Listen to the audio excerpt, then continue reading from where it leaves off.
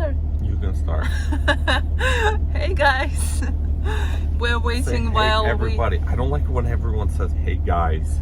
Okay, hey everybody. Yeah. We are waiting when Serge gets a called for Anyways, a door. We'll tell you a car hauling story. One time, I was delivering, it was like a BMW 3 Series daily driver for a lady that was flying into Denver airport. This was before the days of Uber and Lyft. And she said, When was it? Last century? Hey now. Okay, keep going. So she says, she tells me she's going to get a taxi and for me to just bring it to her house or somewhere near the airport.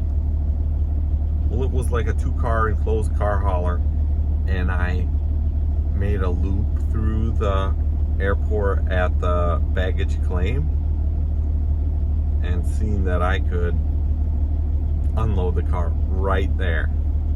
In the airport. At the airport, at the airport. baggage claim in one of the lanes. So she calls me as soon as she landed, and I kind of figured it'd take her 10 minutes to get to the door. So, I don't know how long it takes me to unhitch 2 straps, open the back door, get in the car, and drive it out and close the door. But, didn't take me too long. I was ready, and the security guard, airport police, you know, they're the worst, right?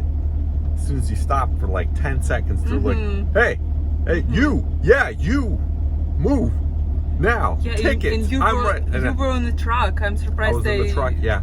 So the ladies, so you can imagine what this airport patrol police cop woman, she was like this blonde chick, all cool. And here I am offloading out of my trailer a BMW. She's like, you can't do this. I was like, my lady's coming down the escalator right now. She called me again, and she's gonna take the car in just literally seconds. As soon as she comes out the door, she'll see me. She says, I'm calling a tow truck. And I was like, okay, good. Call a tow truck. I'll be gone before the tow truck gets here, but call him if that's the only thing you can. So, sure enough, my customer shows up, and I show her the car, show her that there's no scratches, hand her the key and say, sign on the bill of lading. She signs, puts her dog in the car, her suitcase in the car, gets in the car. And at that time, I'm already in my truck leaving too. She gave me a tip. So, I don't know if you could do that again. I don't know, these days. I mean, this was after 9/11. So,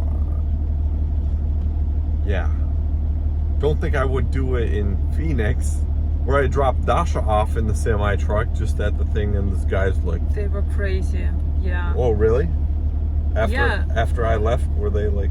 No. Just when you stopped, and it was like 5 seconds, and they were like, yeah, you gotta move, you gotta go from here.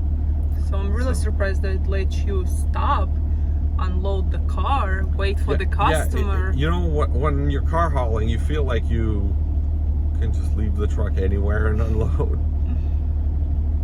because that's the situation we're put in. There's really nowhere to do it except in the middle of the road sometimes. Any other crazy stories where you were unloading the car? Yeah. In a forest or something? No. It was In a desert? not a good story. It cost me like over $1,000. I probably shouldn't have even picked up the car. It was in like I think the place is called Littleton, New Jersey or something like that. It was a narrow road, 2 lanes, one going one way, one the other. And I had nowhere really to stop except block one of the main traffic lanes. It was the neighborhood?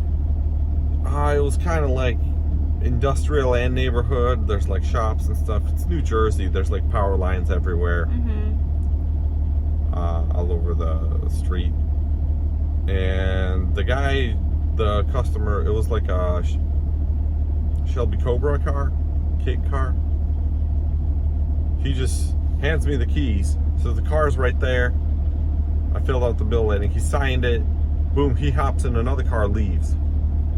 Here I am. I put the car in the street behind my truck, open up my door, take the ramps out, drive the car in, and I'm about to close up the door, and there's a cop pulling up with his lights on behind me. You can't park here. Yeah, I told you the story. Yeah. I was like, I'm not parking, I'm just unloading. Thanks for having your lights on for my safety. And he handcuffs me. But I didn't tell you, I guess I asked him, am I detained? He said, no, but I need your ID. I was like, am I detained? He goes, no.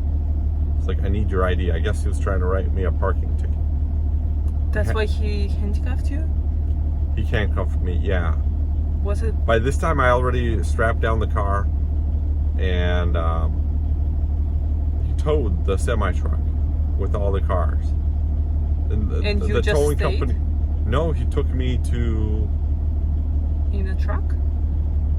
Where did they take me to? He had me in the back of the police car.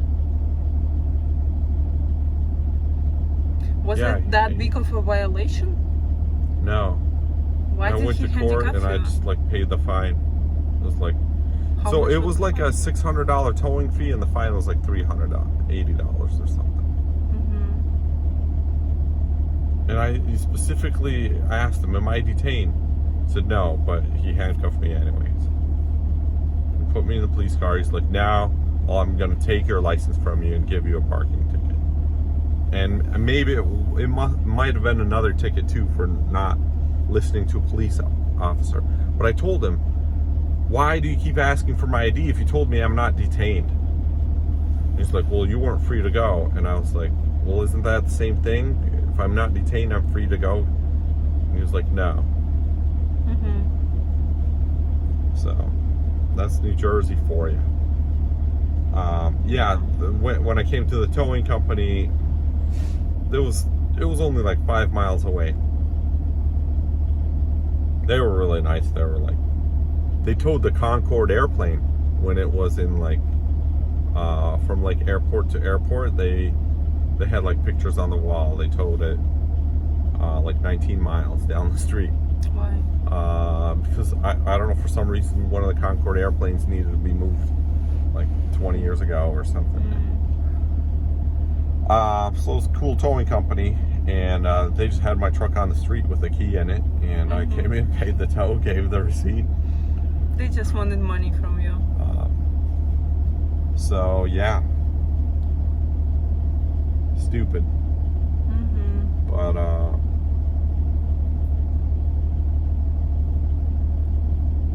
one time I knocked down a power line in somebody's street.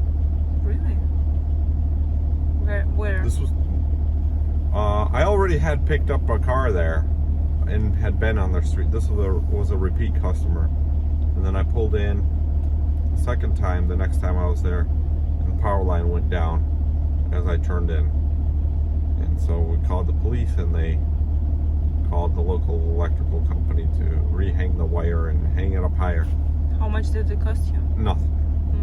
They're all supposed to be above 13.6. There was another place in New Jersey, I think, where trucks weren't really allowed in that area. There were some signs, no trucks, but I kind of went in the other streets where they don't have those signs.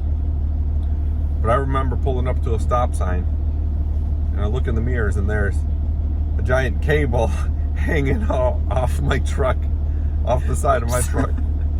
And I was like, oh my goodness, somebody's out of power. So I opened the door. And the whole city just went dark at once. Oh, no, search came. It's like hanging off like the cab or like the trailer, the corner. And so I just like pull it and lay it on the ground and hop in the truck and take a left-hand turn, and I didn't see anything. So yeah. So